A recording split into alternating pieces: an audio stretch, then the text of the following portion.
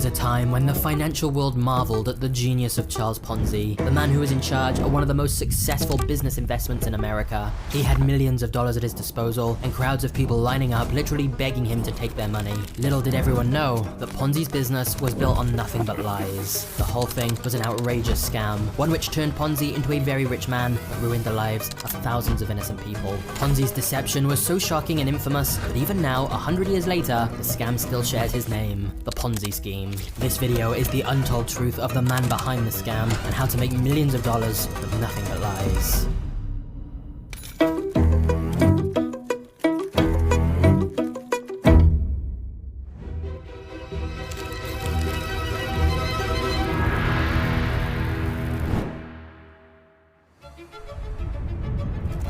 Charles Ponzi was born in Italy on March 3rd, 1882. His father was a hard-working postman, and overall his family was financially comfortable, but it used to be so much more than that. Ponzi's grandparents and great-grandparents had all been successful businessmen, merchants, and public officials. The demotion to the working class really affected Ponzi from a young age, and made him bitter and resentful. He wondered why he had to suffer for his family's failing fortunes. Why couldn't he have been born rich and enjoy a life of leisure without having to worry about a job or money? As a teenager, Ponzi inherited a modest sum of money following his father's death. He used it to enroll in college, as his mother had her heart set on him going to a prestigious college to get an education. But Ponzi had other plans. Instead of studying and going to class, he decided to burn through his savings by dressing in the latest fashions and eating at the fanciest restaurants in town. Then at night, maybe the theater or the opera, or some gambling at the casino with his wealthy friends. Nothing was too extravagant or expensive for him. Ponzi liked to pretend that he was just like his rich friends and that he had endless money, but it was an illusion. And one day, it all came crashing down around him. His inheritance money finally ran out, and since his studies had been completely neglected, he had no chance of graduating.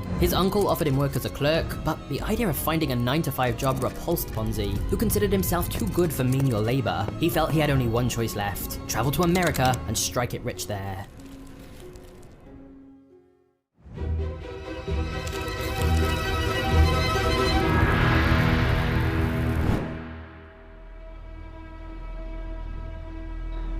In 1903, Ponzi arrived in Boston aboard the SS Vancouver. He felt a deep shame in his heart that he'd let his mother down and believed that the only way to redeem himself was to return to Italy as a rich man. The only problem was he had no idea how to do that. America proved to be a much-needed reality check for young Ponzi. There was no more inheritance money and no more relatives to bail him out of trouble. As distasteful as he found physical labor, he had no choice. If he wanted to eat, he needed to work. Ponzi spent the next few years up and down the East Coast from New York to Florida. He worked as a sign painter, a waiter, a grocery clerk, a dishwasher, a factory hand, an insurance salesman, and a sewing machine repairman. None of the gigs lasted long though. Ponzi either quit because he hated the work, or he was fired because he tried to cheat the customers. This often meant he resorted to stealing or begging for scraps of food and sleeping in parks. It was a far cry from his carefree days as a high roller back in Rome. And even when Ponzi did manage to scrape together a bit of cash, he would inevitably spend it all on a big night out or a weekend vacation to remind himself of the good old days. In 1907, Ponzi traveled to Montreal, hoping that Canada would prove to be more welcoming and lucrative. And at first, things were looking up for him. He found work as a clerk at a bank that mainly served Italian immigrants called Banco Zarossi. It was the same type of job that Ponzi had turned down back in Rome because he considered himself too good for it. But it was surprising how a few years on the streets working for minimum wage could change his perspective. Unfortunately for Ponzi, his new job did not last long because his boss was a con man. Zarossi was using an age-old fraud known as robbing Peter to pay Paul. In other words, he was using the money from his newest clients in order to pay off his older ones. This allowed Zarossi to offer 6% interest rates on all bank deposits, which was double the average rate.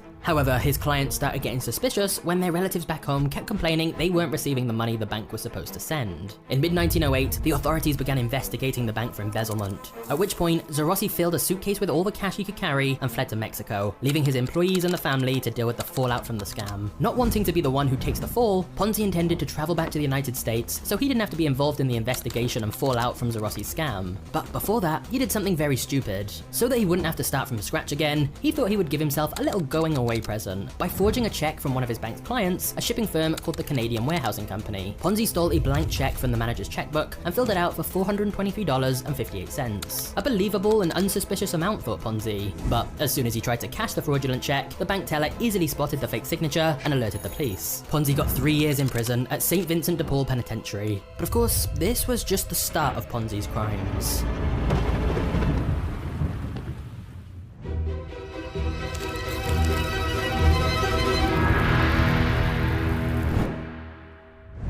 Ponzi was released on parole after 2 years, and he immediately made plans to travel to the States again. But he didn't go alone. Instead, he took with him 5 Italian immigrants, all fresh off the boat without any proper papers, as he'd been paid to smuggle these men into America. Ponzi figured this would set him up with a nice quick payday now that he was a free man again. However, he got caught and was arrested once again. Still, Ponzi hoped that if he pled guilty, the judge would go easy on him and maybe just let him off with a small fine. But once the judge banged his gavel and passed the sentence, Ponzi's heart sank. He was given another 2 years in federal prison in Atlanta.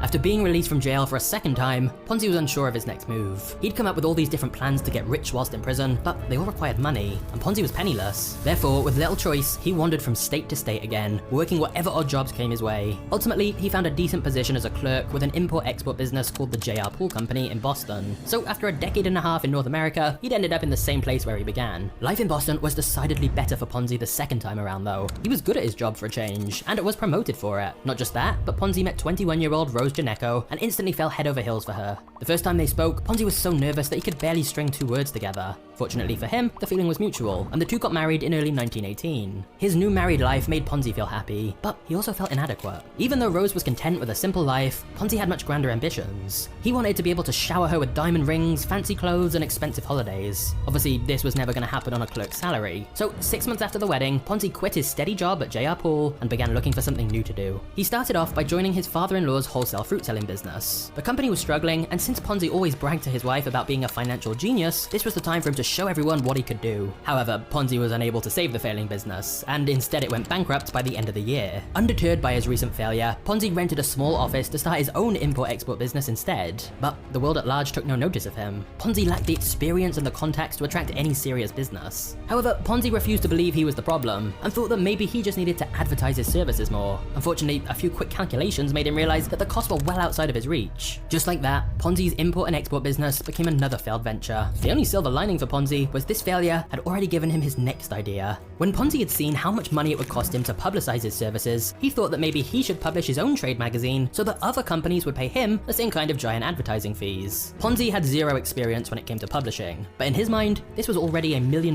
business idea. He would call his magazine The Trader's Guide, and he would send it for free to 100,000 companies, doubling the circulation number with each new issue. According to Ponzi's calculations, his initial mailing would cost him around $35,000, but he would make $80,000 in advertising income since he was certain that companies would be lining up around the block to publicize their services in his magazine. Certain of success, Ponzi rented a much larger office and hired 3 staff members. And then he began writing to investors and business owners about the possibility of getting involved with the first ever issue of the Trader's Guide. Then reality came crashing down on Ponzi like a ton of bricks. Nobody was interested. Nobody cared about his obscure little trade magazine, and they certainly were not willing to pay his exorbitant rates to get featured on it. Then, when Ponzi went to his local bank to get a loan because he was almost out of money, he got another harsh dose of reality when the bank president refused his application on the spot, telling him he'd rather close Ponzi's account than load him a single dollar. These were bitter pills to swallow for Ponzi, and left with little choice, he had to fire his staff and sublet his office space to earn some money. But his dreams and ambitions remained as powerful as ever, and Ponzi hoped that his next idea would be the one to make him rich. One day in August 1919, Ponzi was going through his mail when he spotted a letter from Spain. Back when he still thought the Trader's Guide would become the next big thing in advertising, Ponzi was not content with simply doing business in America. He'd envisioned that his guide would be translated into French, German, Italian, Spanish, and Portuguese, and that he would expand his business into Europe.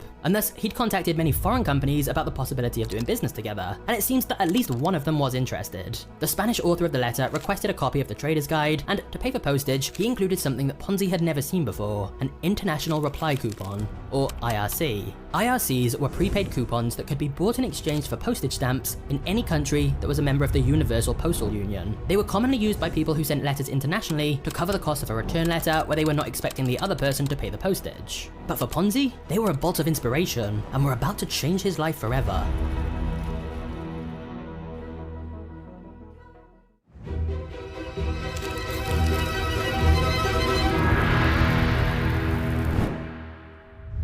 Years earlier, Ponzi had learned about the concept of arbitrage, the strategy of buying and selling an asset in different markets in order to take advantage of the price difference and make a profit. In the case of IRCs, they were always exchanged for the same postage value regardless of the country, but they were purchased at slightly different prices depending on the fluctuations in local currency. So in theory, Ponzi could buy an IRC in Italy, where the lira had taken a serious hit after the war, and then redeem it in the United States for American postage stamps where he knew the dollar value would be slightly higher. He would then sell those stamps and make a tiny profit. Then, by scaling the operation to thousands thousands, even millions of IRCs, he was looking at some serious money. This was Ponzi's new business plan, and on paper, it seemed like not only a good idea, but also perfectly legal. Arbitrage was a sound investment tactic that had been in use for centuries. So in January 1920, Ponzi started a new company to handle what seemed to be his most promising business venture yet, and he called it the Securities Exchange Company. Unfortunately for Ponzi, like many times before, reality came in to crush his hopes and dreams. The truth was that the profits from the arbitrage of IRCs were so small that they would be completely wiped out by the cost of shipping the IRCs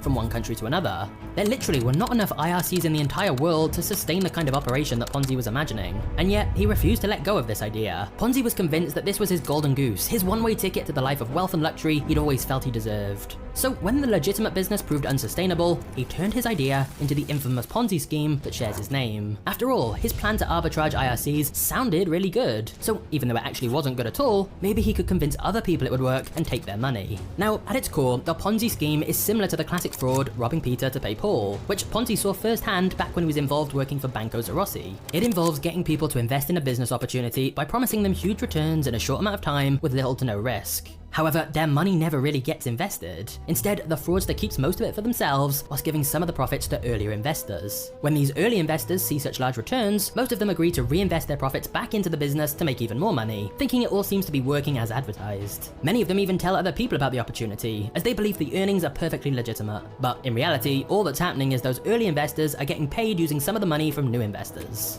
It's a very simple but effective system that preys on people's greed and financial naivety, but it requires a constant flow of new funds in order to keep the scam going. As soon as the fraudster can't find enough new investors to pay off the returns of his older investors, the con usually falls apart. Even though the scheme was named after Ponzi, he was not the first one to do it. A New York bookkeeper named William Miller used the same technique to con investors out of $1 million back in 1899. And outside of America, a German actress named Adele Spitzer may have operated the first known Ponzi scheme in history in the early 1870s. However, Ponzi took the idea to a whole new level.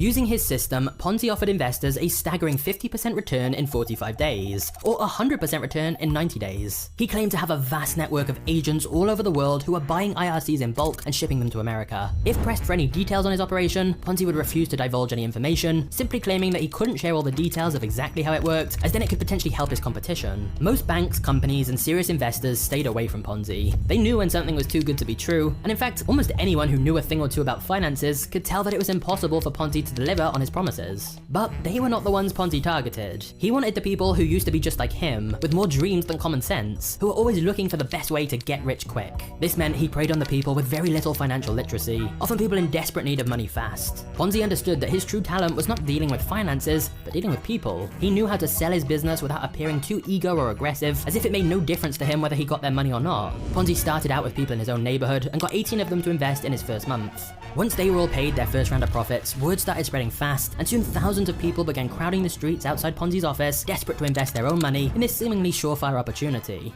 Month after month, Ponzi gained more and more clients, raking in over $250,000 a day at the peak of his operation. The Boston Post hailed him as a financial genius, which gave him yet more perceived credibility and thus more investors. Soon, Ponzi was able to live the life he'd always dreamed of. He moved into a giant mansion, bought a fast car, dressed only in expensive clothes, wore gold watches and diamond pins, and went on lavish first-class trips. It was the lifestyle that Ponzi always felt he deserved, but he did not get to enjoy it long. By the start of the summer, less than 6 months after Ponzi launched his new venture, there were rumblings of doubt about his business. Initially, everyone was afraid to say anything, since Ponzi had successfully sued a financial analyst for libel who'd accused Ponzi of lying. After all, many early investors had been paid already, which Ponzi said was proof everything was legitimate. But then the Boston Post, the same newspaper that once proclaimed Ponzi a genius, started to investigate his operation. They brought in Clarence Barron, president of Dow Jones and manager of the Wall Street Journal, who spotted the obvious scheme. By his calculations, Ponzi would have needed to purchase 160 million IRCs, and yet there were only 27,000 in circulation in the whole world. In July 1920, the Post presented Barron's conclusions on the front page of the newspaper, decrying Ponzi as a fraud and prompting an investigation into his company. But the wheels of justice turned slowly, and Ponzi was able to ease the concerns of the government officials initially by cooperating fully and even saying he'd stop taking in new investments while he was under scrutiny. But then Ponzi caused his own downfall by hiring William McMasters as his publicist. Unlike Ponzi, McMasters was an honest man who soon realized that his client was a total fraud.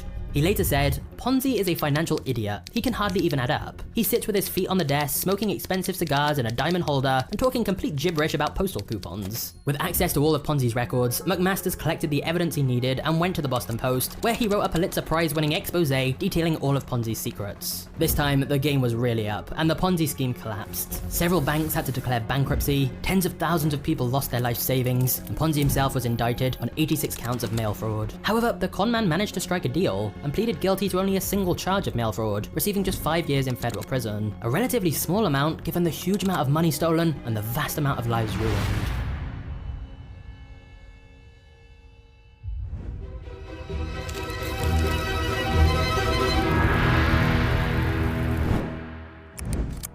Ponzi was released after 3.5 years in prison, and this time he was finally a changed man and ready to do some good in the world. I'm just kidding, he literally tried a new scam immediately after getting released. Ponzi knew that the government wanted to either deport him to Italy or imprison him again on larceny charges, so he fled to Florida where he planned to essentially repeat the Ponzi scam again. He started a new company, the Sharpon Land Syndicate, and sought people to invest in property around Jacksonville. He offered even higher gains than before, saying he could get people a 200% return in just 60 days. The only problem was that the property he was selling was worthless swampland. This time though, there were no takers. Ponzi's fraud was soon exposed, and he risked being sent to Massachusetts, where a lengthy sentence awaited him. Not wanting to go back to prison yet again, Ponzi changed his look and tried to travel to Italy as a sailor aboard a cargo ship. However, he was recognized and arrested in New Orleans. Ponzi was now a desperate man. He wrote to President Calvin Coolidge asking for mercy, even appealed to Mussolini to intervene on his behalf, but of course, nobody listened. It was the end of the line for him. Ponzi served another 7 years in prison, and the man who came out was not the same as the one who went in. Ponzi was a broken mess who had lost all the charm and confidence that once made him so rich. As he faced deportation to Italy, his wife chose to stay behind in America and divorced him. Ponzi spent the rest of his years in poverty, with only memories to comfort him of the times when he had it all. He ended up in Rio de Janeiro, where he died in 1949 in a charity hospital and was buried in a pauper's grave, thus bringing an end to one of the most notorious tales of rags to riches to rags in history. However, in terms of the amount of money Ponzi conned people out of, he's actually not one of the biggest financial fraudsters. If you want to know about the guy who stole billions of dollars and then partied with celebrities like Leonardo DiCaprio and made the Wolf of Wall Street with the stolen money, check out the absolutely insane story of Jolo. Just click the thumbnail here now, as it's an awesome story and I think you'll love it, so I'll hopefully see you there.